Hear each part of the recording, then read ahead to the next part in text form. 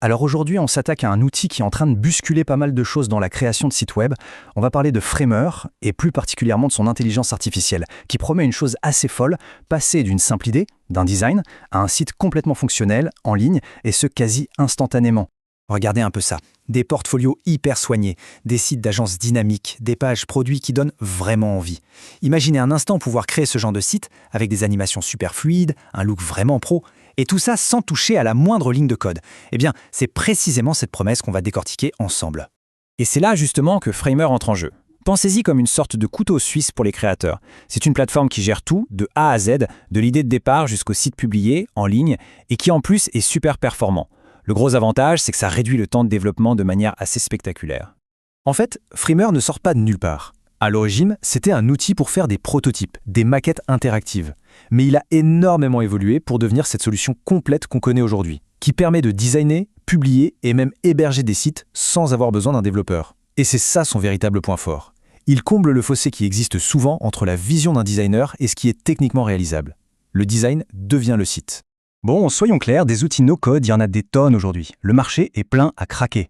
La question, c'est où est-ce que Framer se place dans tout ça? Quelle est sa vraie différence? Alors si on le met face à des géants comme Webflow ou WordPress, on comprend tout de suite son positionnement. Regardez la courbe d'apprentissage, beaucoup plus simple que ses concurrents. Pourquoi? Parce que son interface ressemble énormément aux outils que les designers connaissent déjà. Mais là où c'est fort, c'est qu'il est bien plus puissant qu'un simple outil de design. On peut vraiment construire des sites complets, performants, avec des animations natives que les autres n'ont pas forcément. Et le temps de création? Eh bien les chiffres parlent d'eux-mêmes. Ok, pour vraiment comprendre Framer et l'utiliser à son plein potentiel, il y a un concept, une seule chose à intégrer. C'est un petit changement dans la manière de penser, mais ça débloque tout le reste. Il faut apprendre à penser en layout.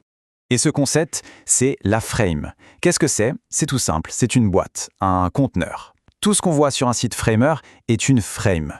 Et la structure du site, c'est juste des frames à l'intérieur d'autres frames. C'est vraiment l'image des poupées russes. C'est cette structure qui est la clé d'un design propre et qui s'adapte à tous les écrans.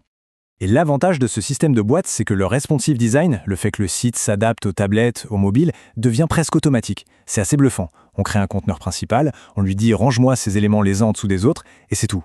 Quand on redimensionne la fenêtre, tout se réorganise tout seul. C'est un gain de temps énorme. Bon, une fois que la structure est solide, on passe à la partie que tout le monde adore. Les animations, les interactions. C'est là qu'on va donner vie à notre page.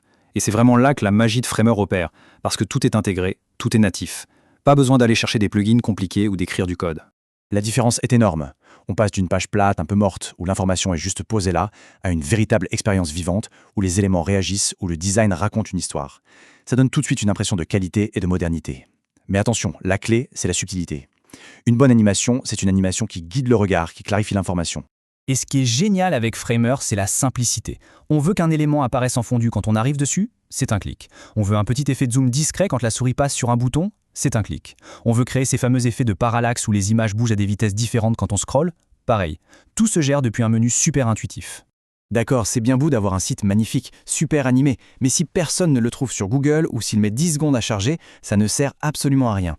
Et ça, Framer l'a bien compris. Ce n'est pas juste un jouet pour faire de jolis designs, c'est une plateforme pensée pour la performance et le SEO.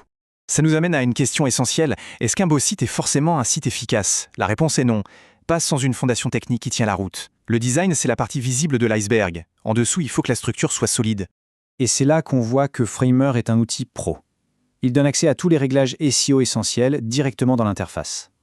On peut s'assurer d'avoir un seul titre principal H1 par page, ajouter du texte alternatif à chaque image, contrôler le titre et la description qui s'affichent dans les résultats de recherche.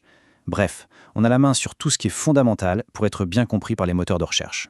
Finalement, ce qu'on voit avec des outils comme Framer, c'est que les frontières entre le métier de designer et celui de développeur deviennent de plus en plus floues. Elles sont en train de fusionner. La question n'est plus vraiment de savoir si un créateur peut donner vie à sa vision, mais plutôt de savoir en combien de temps il peut le faire. Et ça change absolument tout.